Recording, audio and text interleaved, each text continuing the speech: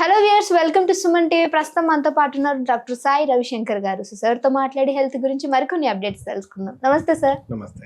Sir, మన heart danger లో ఉందని తెలుసుకోవాలంటే మొదటి వాటి లక్షణాలు అండ్ అలానే వాటికి సంబంధించి ఎలాంటి టెస్టులు చేయించుకోవాలి అంటారు? ఒక పర్సన్ కి హార్ట్ డేంజరస్ ఉన్నది అని ఎప్పుడు అనిపిస్తుంది?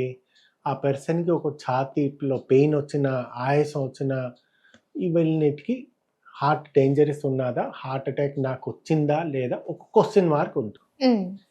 ఎవరికి ఉంటుంది? ఎవరికి రిస్క్ ఫ్యాక్టర్ ఎక్కువ ఉంటుందో వాళ్ళకి కొంచెం చాలా జాగ్రత్తగా ఉండాలి. రిస్క్ ఫ్యాక్టర్ అంటే ఒక పర్సన్కి బీపీ ఉన్నది, షుగర్ ఉన్నది, స్మోకింగ్ ఉన్నది, ఎక్సర్సైజ్ అసలే చేయరు, జంక్ ఫుడ్స్, ఫాస్ట్ ఫుడ్స్ ఎక్కువ తింటుంటారు, వాళ్ళకి హార్ట్ అటాక్ అంటే వాళ్ళకి ఛాతీ నొప్పి వచ్చింది అనుకోండి, వెరీ కేర్ఫుల్గా ఉండాలి. ఇంకొకరు రెగ్యులర్ ఎక్సర్సైజ్ చేస్తుంటారు, హెల్దీ ఫుడ్ తీసుకుంటారు, బీపీ లేదు, షుగర్ లేదు, కొలెస్ట్రాల్ రెగ్యులర్, వాళ్ళకి హార్ట్ అటాక్ వచ్చిందండి కొంచెం లెస్ రిస్క్ ఉంటుంది. సో ఇట్లాంటి వాళ్ళకి రిస్క్ ఫ్యాక్టర్స్ ఎవరికి ఉన్నాదో వాళ్ళకి లక్షణాలు, హార్ట్ అటాక్ లక్షణాలు అవుతున్నది, ఛాతీ నొప్పి వస్తుంది, లెఫ్ట్ హ్యాండ్ పెయిన్ వస్తుంది, ఆయాసం వస్తుంది, చెమట్లు వస్తాయి, ఇవన్నీ కాకుండా వాళ్ళకి ఫెటిగ్ చాలా ఆలస్యం అవుతుంది, కొంచెం సేపు నడుస్తే ఆర్ ఏదైనా కొంచెం పని చేస్తే నొప్పి ఎక్కువ అవుతుంది. సో ఇది టిపికల్ ఆఫ్ ఎంజైనా. ఇట్లాంటి సిమ్టమ్స్ ఏదైనా ఉన్నప్పుడు, మీకు రిస్క్ ఫ్యాక్టర్ కూడా ఏదైనా ఒక రిస్క్ ఫ్యాక్టర్ ఉన్నప్పుడు మీరు ఇమ్మీడియట్గా నియరెస్ట్ డాక్టర్కి సంప్రదించుకోండి. ఏంటేం టెస్ట్ చేస్తారు?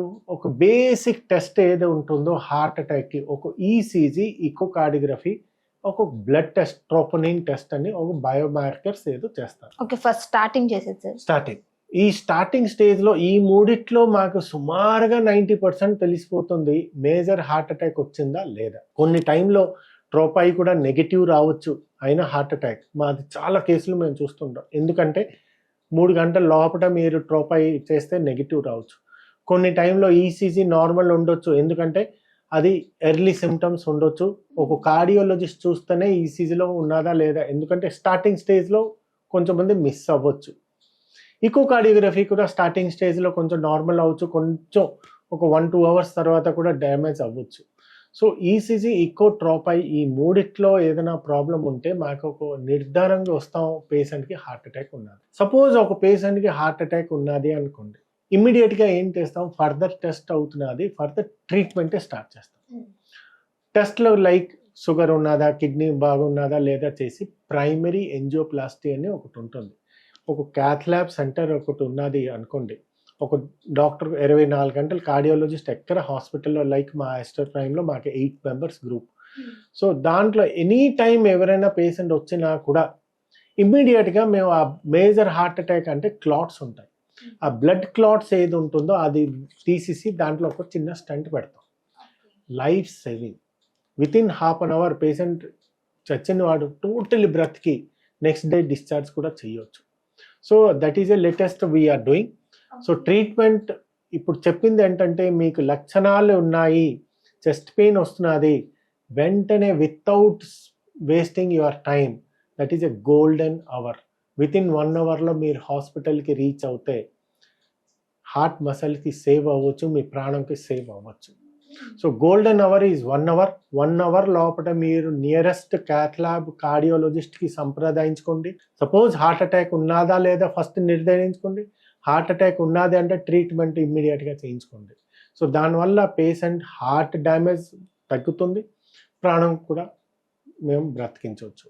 సో ఇవన్నీ కాకుండా కొన్ని ఫర్దర్ టెస్ట్లు కూడా కొన్ని ఉంటాయి, అది అవసరం ఉన్నప్పుడే మేము చేస్తాం, లేకపోతే అవసరం లేదు. These are the basic test heart attack వచ్చిందా లేదా తెలుసుకోవడానికి. ఓకే, అంటే అంటూ ఉంటారు కదా సార్, ఒకవేళ కార్డియాలజిస్ట్ని కన్సల్ట్ అవుతే అవసరం ఉన్నా లేకపోయినా అన్ని టెస్టులు రాసేస్తూ ఉంటారు అని. ఇవాళ రేపు అస్సలు ఇవన్నీ మిత్.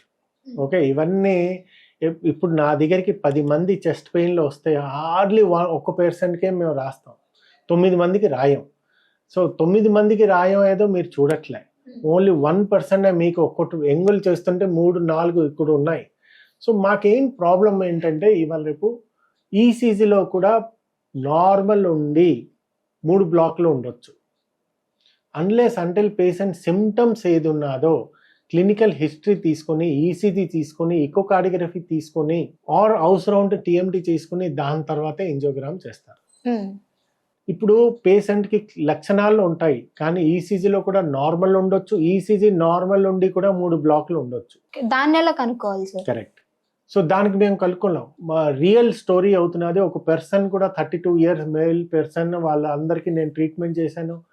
32 ఇయర్ వాళ్ళకి వచ్చారు, ఛాతి నొప్పి అన్నారు, ఈసీజీ నార్మల్, ఇకో నార్మల్, డ్రాప్ అయి కూడా నార్మల్ ఉన్నది. పేషెంట్కి టాబ్లెట్ రాసి మేము పంపించాం, వాళ్ళకి ఎంజియోగ్రామ్ కూడా చేయలే. రాత్రి వెళ్ళారు, డాక్టర్ రవిశంకర్ సార్ చెప్పారని రాత్రి వెళ్ళి డిన్నర్ చేసుకున్నారు వాళ్ళ ఫ్యామిలీతో, పిక్చర్ కూడా వెళ్ళారు. మిడ్ నైట్ పేషెంట్కి మళ్ళీ ఛాతి నొప్పి వచ్చింది, మేజర్ హార్ట్ అటాక్. ఇమ్మీడియట్గా వచ్చారు, మేము స్టంట్ వేసాం.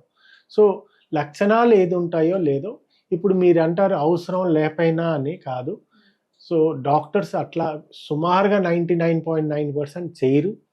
వాళ్ళకి ఏదైనా ఒక 6th సెన్స్ అనిపించింది, ఈ పేషెంట్కి హార్ట్ అటాక్ లక్షణాలు కొంచెం ఉంటాయి, డౌట్ క్లియర్ అని, ఇది ఒక చిన్న టెస్ట్. నార్మల్ ఎంజియోగ్రామ్ లేకపోయినా మేము CT angio or CT calcium score అని చెప్తాం.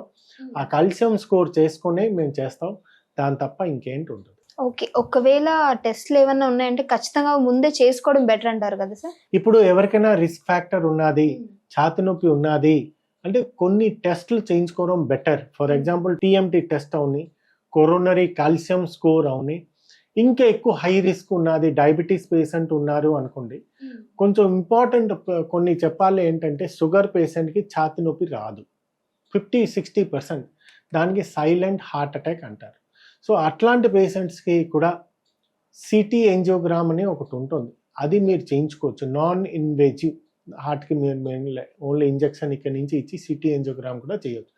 దానివల్ల ఒక ప్రిలిమినరీ రిపోర్ట్ మీకు హార్ట్లో బ్లాక్స్ ఉన్నాయా లేదా తెలిసిపోతుంది. ఇది కూడా సిటీ ఎంజియోగ్రామ్ కూడా రెగ్యులర్గా ఎవరు పడితే కాదు, రిస్క్ ఫ్యాక్టర్ ఉన్నదా లేదా, ఈసీజీలో కొంచెం తేడాలు ఉన్నాయా లేదా, అవన్నిటికీ బార్డర్ లైన్ కేసులో మీ సిటీ ఎంజియో కూడా చేయొచ్చు. ఓకే సార్, చాలా చక్కటి ఇన్ఫర్మేషన్. Thank you.